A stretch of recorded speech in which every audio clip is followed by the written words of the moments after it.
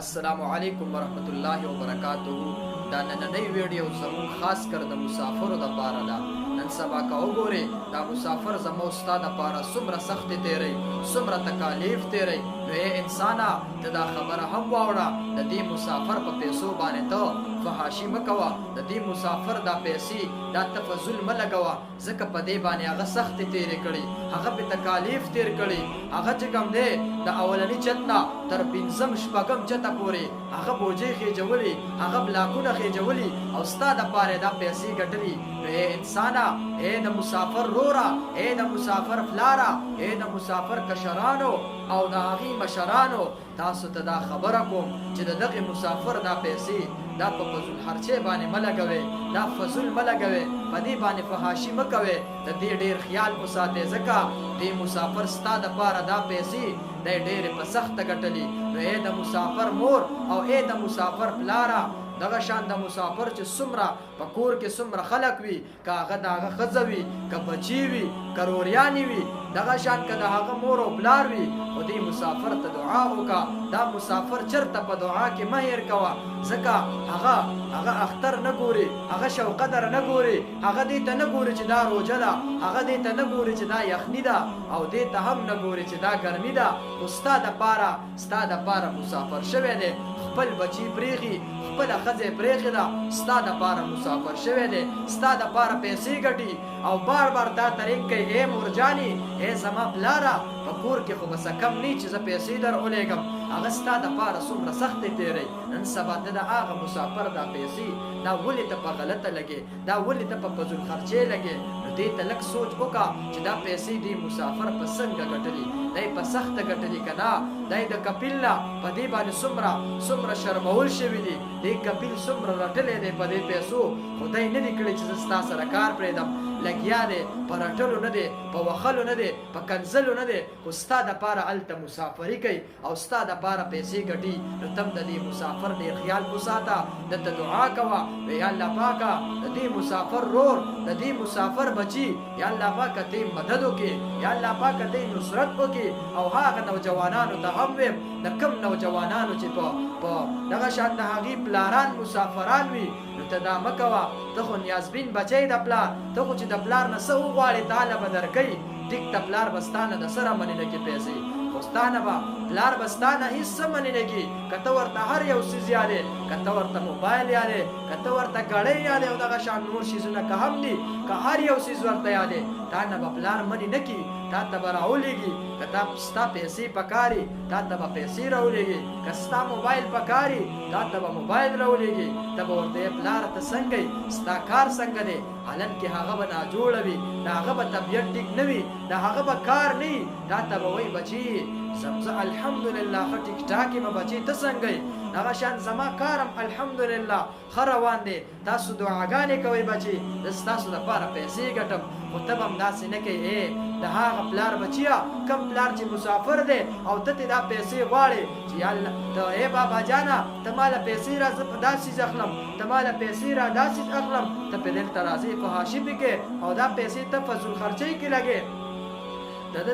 د مسافرۍ دا پیسې دا خو د ډېرې په سخته ګټلي، دا خو د ډېر په تکالیفو ګټلي. ته دا پیسې هسې مه غوړاوه، په دې باندې فضول خرچي مه کوه. نن ما دا ویډیو د دې دپاره وکړه ځکه کله چې د پاکستان او بیا د پښتنو خاص کر چې پښتون عالم وي یا پښتون یو طالب العلم وي، هغه د دې مسافرو دپاره دعا وکړي، د دې مسافرو له ویډیو جوړه کړي، نو د هغه مسافرو زړه ډېر زیات خوشحاله شي. وایي زه شکر دی چې په پاکستان کې هم مونږ خلکو یاد کړو چې مونږ مسافران یو، خو هغې مونږ یاد کړو. او ای مسافرو تاسو هم مه خفه کېږئ، په دې به الله جل جلاله تاسو له اجر درکوي. تاسو تللی تاسو د مور او پلار داسې نه شئ کتی چې زما د مور او پلار د کپړې نه وي، زما د مور او پلار جامې او دغه شان د هغې پیزار نه وي، د هغې کور سم نه وي، د هغې رهایش سم نه وي. تاسو د دې دپاره تللی چې زما پلار زما مور ښایسته کپړې واچوي، د هغې ښایسته رهایش وي، دغه شان ښایسته پیزار واچوي، چې یو مجلس ته ورځي چې ښکلې ښکاري، چې خلک بیا دا فخر کوي چې او دا زما پلار دی، دا زما مور ده، دا زما رور دی او دا زما بچی دی. هغه مسافر د دې دپاره تللی چې زما زما د مور او پلار، زما د بچو، زما د ښځې او زما د وروڼو د هغې زندګي ښایسته شي. خیر دی که زما زندګي تباه و برباد شي، خیر دی که زما زندگی دا په ځمکه تېره شي. دغه شان زما بالغ زما نه سرته، ما خپل لاس دې نه سرته. خو دا د چا دپاره؟ دا د خپل مور او پلار دپاره، دا د اولاد دپاره، دا د خپل ښځې دپاره، دا د خپل وروڼو دپاره. او تاسو ته هم ویم چېرته مسافر ته داسې ونه وې چې تا ماله څه کړي. اکثریت داسې کېږي دا نوجوانان دا چې کله دا مسافر راغټ کي نو بیا څه کوي؟ بیا دوی ته خوله ورچوي چې تا ماله څه کړي. نو دا چېرته مسافر ته مه وایه. د مسافر دپاره دا د ټوپک ګزار دی، ځکه هغه ستا دپاره غونډه زندګي وقف کړې ده. هغه په بهر ملکونو کې ستا دپاره تالې پیسې ګټلې دي، ستا زړه خوشحاله کړی، خپل زړه خفه کړی دی، ستا زړه خوشحاله کړی. چېرته داسې ونه کې چې هغه مسافر ته ته ووایې چې تا ماله څه کړي. د دې خبرې نه ځان وساتې. دویم نمبر دا خبره، کله چې دا مسافر په چوټۍ راشي نو د ده ډېر اکرام کوې، د ده قدر عزت کوې، د له یو مرتبه یو مقام ورکوې. ځکه ده خو ستا دپاره ستاسو د ټولو دپاره یې خپله زندګي تباه کړه، خو تاسو یې ګلې ګلزار کړې. تاسو له کور جوړ کو، بهترین کور یې درله جوړ کو، بهترینو کپړو کې ګرځې، بهترین بیزارو کې ګرځې. دا دی د مسافر د برکته. هر څه رزق ورکولو والا څوک دی؟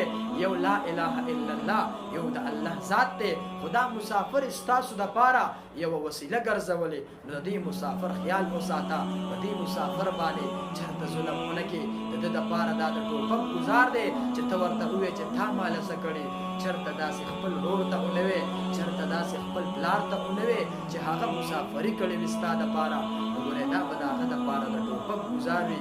څومره مسافران چې دي ټول ملګري ورته دعا وکړي، یا الله پاکه د دې مسافرو یا الله ته مددګار شي، یا الله پاکه ته د دې یا الله پاکه دې خپل کور ته ډکې منګولې خپلو بچو له، خپل مور او پلار له ډکې منګولې پاکستان ته راولې. که په هر ملک کې دي او که د پاکستان دی او که په بل ملک کې دي، یا الله پاکه چې څومره مسافر دي، یا الله پاکه ته د هغوی مددګار شي، یا الله پاکه ته په هغوی باندې خپل رحم وکړي، خپل فضل پې وکړي. یا الله پاکه ته هغوی کامیاب کړي.